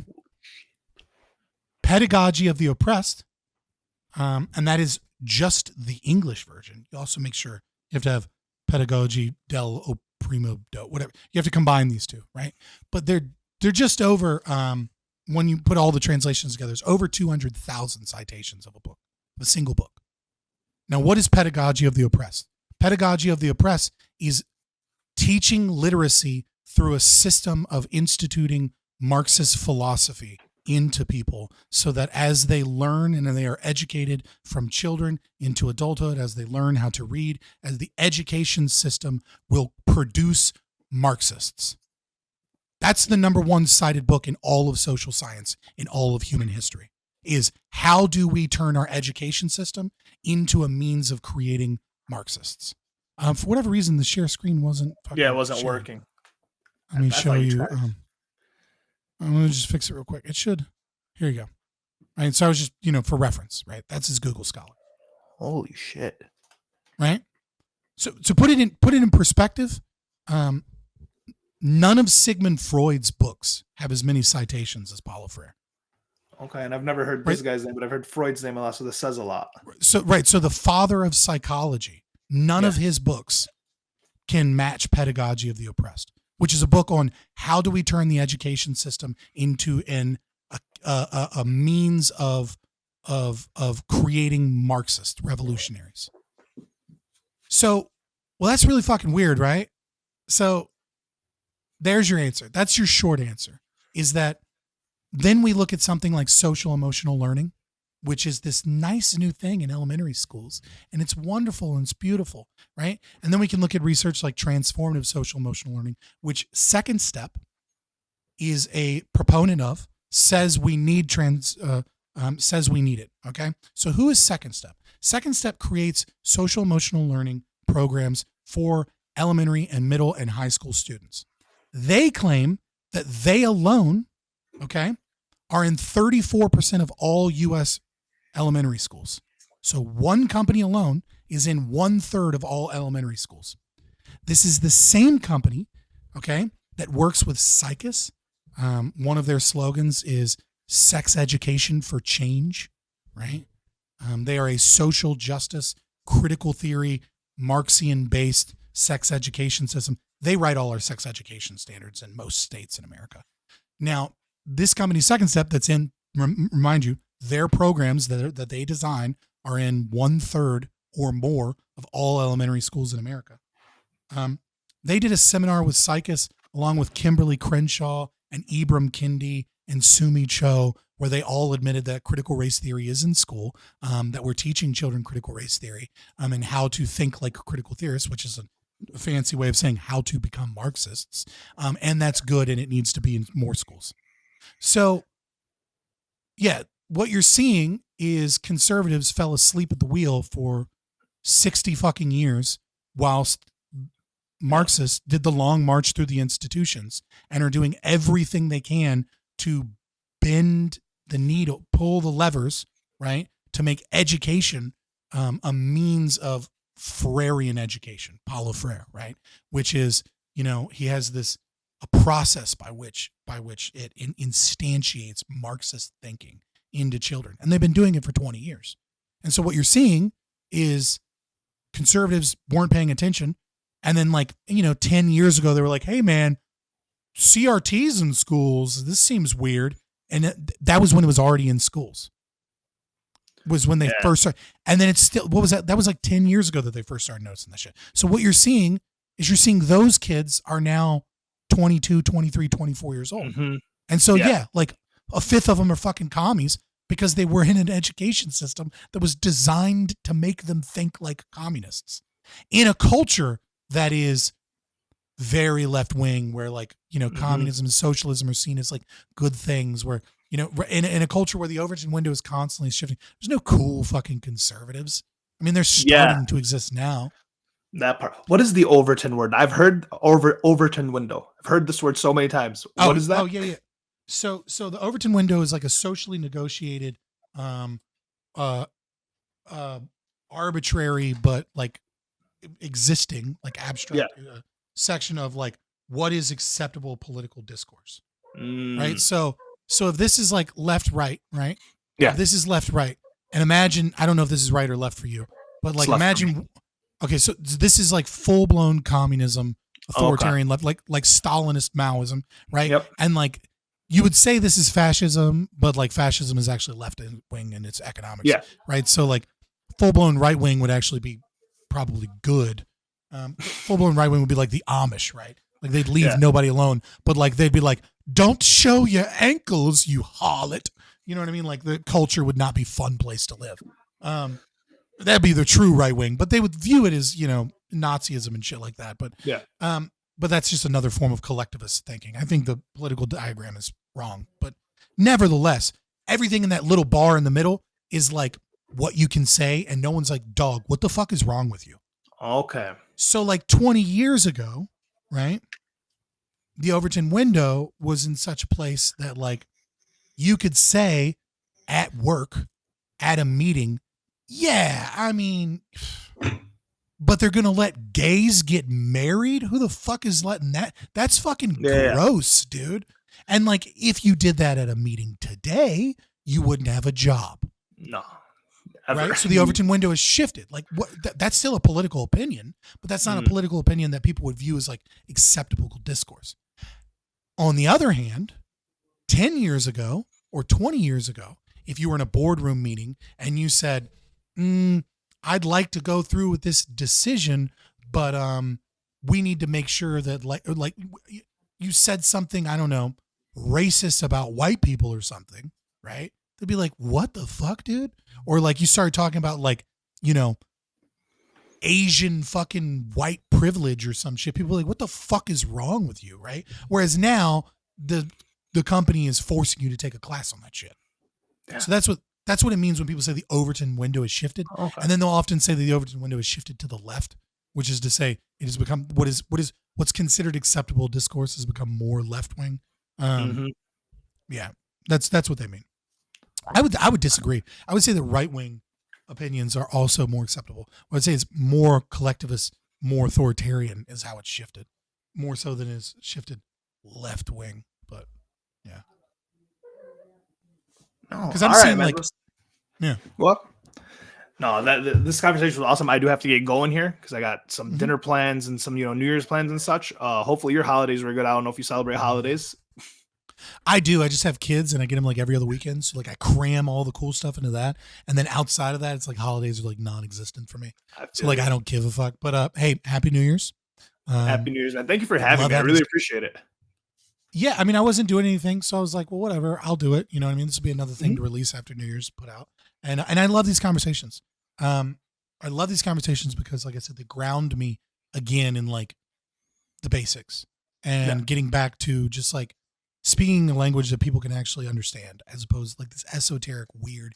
It's like, you know what I mean? Like a wizard in a tower that comes down after 100 years and is like, I've discovered the spell that makes this. And people are like, hey man, we invented cars. Like, where have you been? You know? So, so have a wonderful time. Have a wonderful dinner.